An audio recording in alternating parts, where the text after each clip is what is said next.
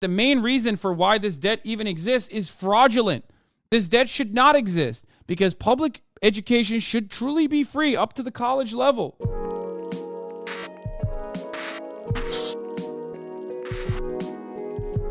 I'm saying it. All right.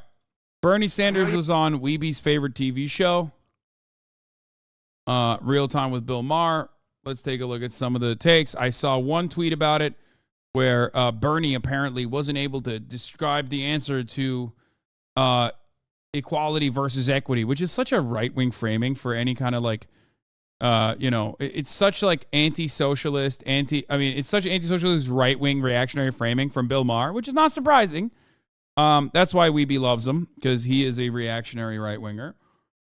You were advocating at the Supreme Court, I think it was last week, right? Because, or maybe it was this week, that the Supreme Court is looking at Biden's giveaway to people who own debt. Giveaway is your term, not my term. Well, they have college debt, loan, yeah. Okay, and we're going to give them money.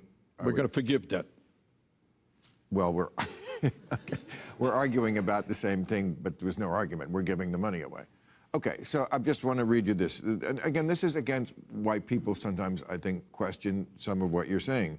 This is a survey, student loan forgiveness recipients. 73% of applicants say they are likely to spend their extra money on non-essential, including vacations, smartphone, drugs, and alcohol. They admitted that. Oh my God, he is so right-wing, dude. He is so incredibly right-wing. First of all, smartphone, drugs, and alcohol. Like, why did you put smartphone in there?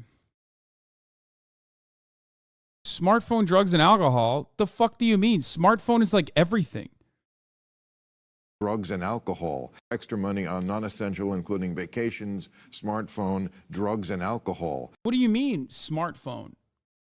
Survey of 200 people at ASU? Yeah. I don't actually understand why he added smartphone into this, or I guess like the people surveying the ASU, 200 ASU students added that in there because like it kind of makes no sense. Yeah, no shit. Like people will spend money on their smartphone. Not essential drugs and vacation, insulin and paid leave. No, I mean, who cares? And who cares ultimately? Like what does this fucking take? Like, oh well, if you get debt relief when school should be fucking free in general, when college should be free already, if you get debt relief, if you get a little bit of financial restitution from that, and you want to spend it on whatever the fuck you want to spend it on, like, that's not allowed. Like, fuck you. I hate it. I hate this argument when people are like, people are buying steaks with their EBT card. It's like, fuck you, man. What, if you're poor, you're not supposed to eat steak? Like, what are you talking about? What the fuck are you talking about? Fuck yourself, okay? Especially when it's some dumb bitch like, some dumbass like fucking Bill Maher who like does everything. Like this dude still goes to sex clubs and shit, bro. What? Is it only for you because you hit the lottery and got lucky enough to make it in Hollywood? So only you get to have fun? Like, fuck you. People should be able to have fun. If they want to buy shit, they can buy shit. I hate that. He's reading a study, bud. Nah, they're buying coke. That's the problem. Whataboutism. How? I'd spend it on a trip to Italy and plenty of drugs. He's reading a study, bud. Yeah, one, we already undermined the study by talking about how it was only 200 college students from ASU, which is like hyper-specific and doesn't have a good enough sampling size. Number two, that's not technically called a study for the record, okay? That's just a bullshit survey. Number three, okay, I'm already undermining the inherent reactionary take here that, like, people have to spend it on things, okay? Things that people have to spend it on, like essential things, if they get debt relief. When school should already be free. So it doesn't fucking matter, okay? 44% said that they would actually spend the extra money on the smartphone. 43% said investing in the stock market. 42% said gifts, gaming system, wedding, drugs, alcohol, gambling. None of the... By the way, oh my God, this study is so bad. The more I find out about the study, the more I realize, like, it is so fucking stupid. Wedding, non-essential things like a wedding. Non-essential things like, gambling, fine. Drugs and alcohol, fine. That's a classic trope. But the idea that, like, or a gaming system, the idea that, like, investing in a stock market, smartphone, and weddings are considered, like, non-essential is really fucking stupid. Smartphone is absolutely essential. A wedding could be essential in this regard. Anyway, not only that, the study is already like sampled horrifyingly poorly. So that's hilarious. But even then, it doesn't even matter. It does not even matter. Because if people want to spend it on non-essential shit, they should be able to spend it on non-essential shit. 4 out of 10 say that student loans haven't negatively affected their lives. Dude, this study is awesome. All data is from a survey commissioned by Intelligent.com and conducted by, in total, 1,250 Americans on the survey platform Pollfish. It wasn't 200. It's 1,250, which is a decent number. Appropriate, but it's a fucking Pollfish survey. That's insane. The sample size is completely insignificant because it is a Pollfish survey. Are you joking? I could conduct a survey in this chat right now, and so many of you would write the dumbest fucking answers. That does not mean it's an adequate survey. It's a web poll. It is a self-selecting web poll. If you use this to guide any kind of legislation, you are the dumbest person I've ever seen in my entire life. But some of you are so motivated to keep up this unjustifiable system that you will use this idiotic survey. Pollfish has users voting multiple times for vacation like it's a contest entry for a vacation. Yeah. Even if they're in college, they haven't faced the pressures of student loans placed on people. Guys, this is idiotic. Completely fucking idiotic. Not only is the survey idiotic, not only is the survey itself idiotic, but the contents of the survey are stupid as well. Like, these numbers don't make sense. 45% said that they would fucking spend it on food. But we shouldn't have a say in where people spend this kind of money, this additional money. Because half the time, for example, people will go out and buy a car, right?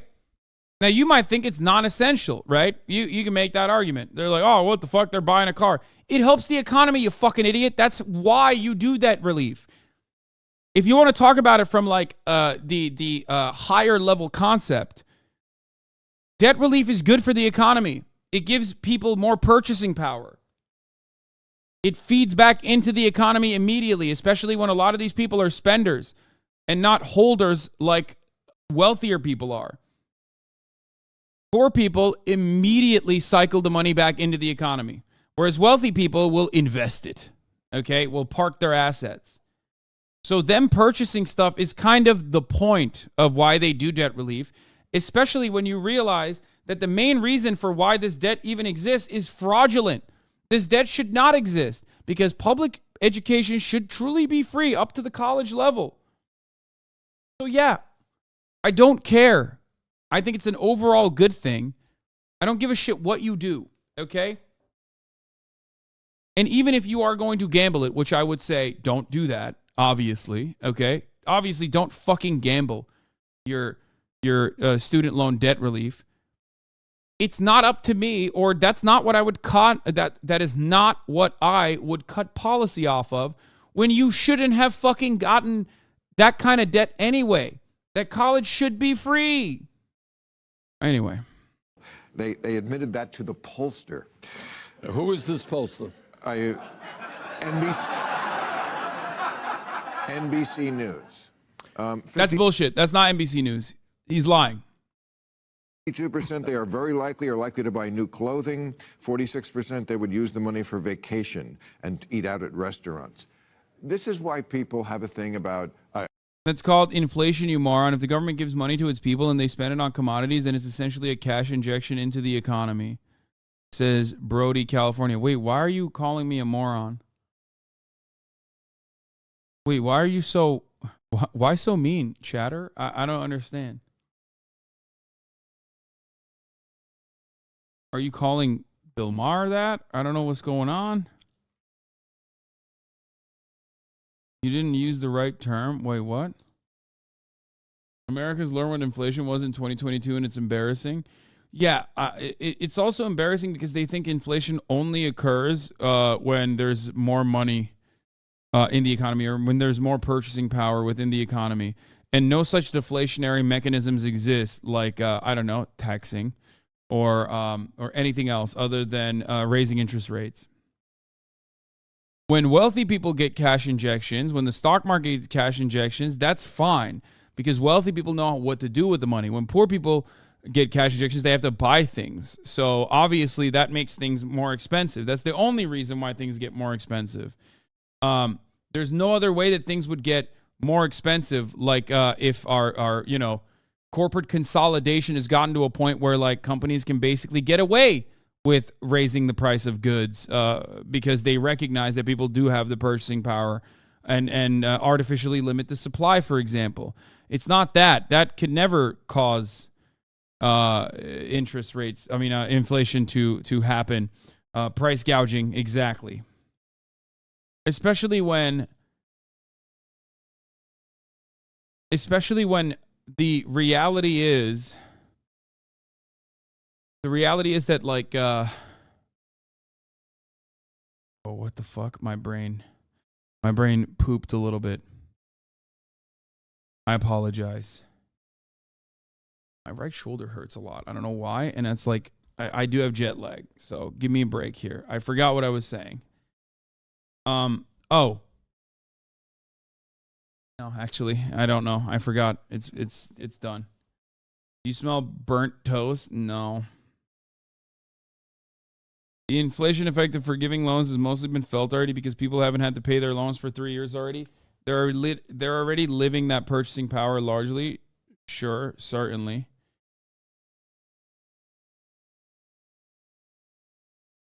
I would never call it free money. Oh, I guess I just did. But Well, let me respond to that in two ways, Bill. I know it's been a few hours since you talked about Japan, but don't you think that the fact that their society works so well despite capitalism means their collectivist mindset towards society is more what people should strive for rather than a certain economic system like socialism? I might be wrong. I don't know. I mean, collectivist mindset is creating outcomes that would be similar to socialism, but no, I think that Japan still has many economic problems. So that's precisely the point.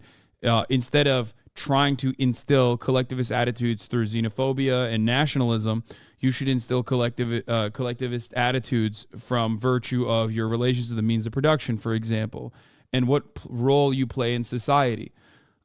That's the main difference, especially when you do that, you will have a more even distribution of resources for everyone, and you will also eliminate the other problems like high rates of suicide, for example, and being overworked and feeling alienated and isolated. Because if you go to Japan, one thing you will recognize is that like the hyper-capitalist dystopia of Japan, while beautiful and functioning to a certain degree, also kind of hides the very sad reality that the desperate salaryman literally can go to a bar on a night out and basically artificially create human social interaction in the brief moments that he has alone, because he doesn't have any time for friendship. He doesn't have any time for himself. He has no time to recollect his thoughts. So he just goes to a bar and drinks his sorrows away. Now, drinking is a social function. It's a social activity, but because he doesn't have any time for friends, he has to create an artificial social scenario, which is why host clubs are so popular in Japan, which is why you have snack bars like the ones we went to in fucking Kobe. That's what happens when you have no time for yourself and you have no time for... What? Sorrows? What sorrows? What did I say? You just live an increasingly isolated, alienated life where sorrows. Sorry, yeah. Where even like something that's otherwise considered like a social function, a social activity, can be relegated or can be turned into like an individual thing, like a sad and more isolated experience. Does your brain ever fart from speaking English and thinking in Turkish? No, I think in English when I'm in America. Man is worth $100 million and bitching about poor people being able to buy new clothes or a plane ticket. Yeah, I hate that shit. It's so condescending. It's so fucking annoying. Bill Maher is worth so much without any sort of like discernible skill. And all he does is fucking complain about poor people who haven't even gotten a jump start on society and been fucked over by the boomers regardless before they even began to operate in the workforce. And he thinks it's fucked up that they get to have 10K of their debt eradicated when that debt shouldn't even exist to begin with. People need to stop romanticizing Japan. Lots of suffering going on there. Yes, there are. But it's hard not to acknowledge that, Japan should be as desolate and as destroyed as the United States of America is.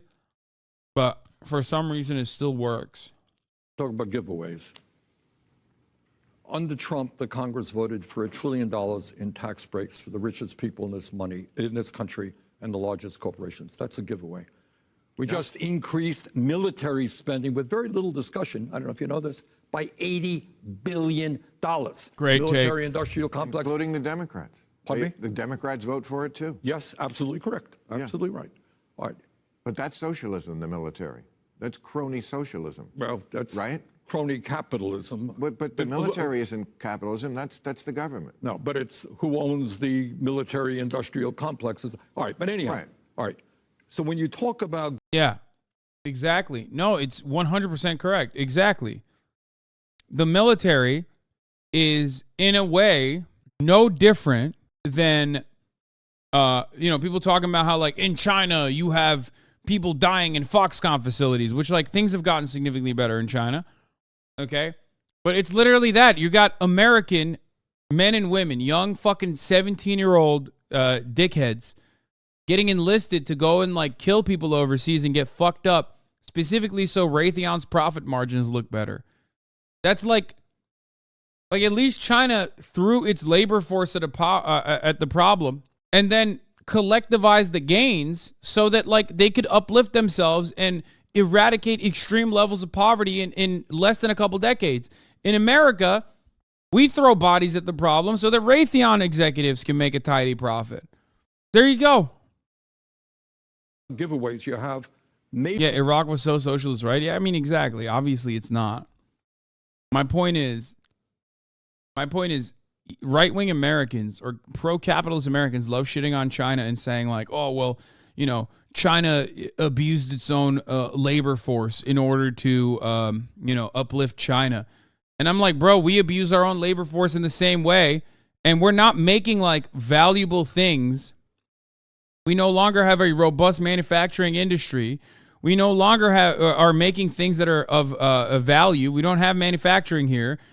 All of our output is about destruction, and that destruction is at the behest of the military-industrial complex, and the profits of that destruction are not even socialized. The gains are not socialized. Only the losses are.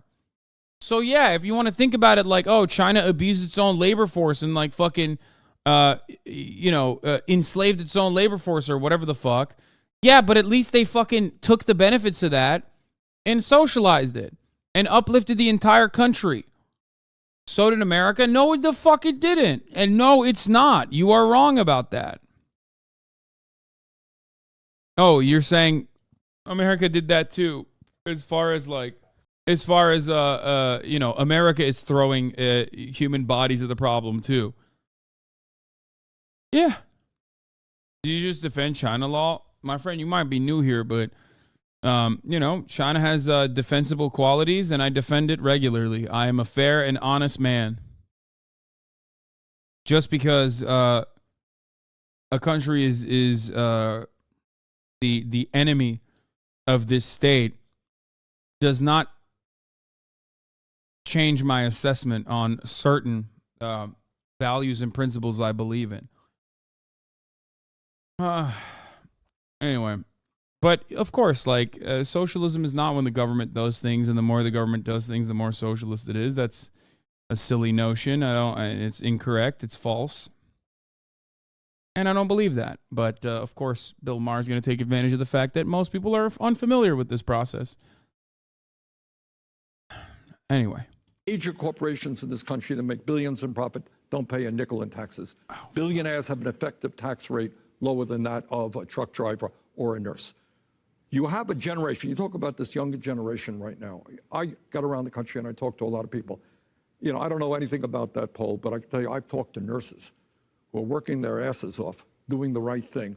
They leave school $70,000 in that. They can't afford now to get married and have children. They can't afford the housing that they desperately need. So the truth is, you got a generation that everything being equal, the younger generation will have a lower standard of living than their parents.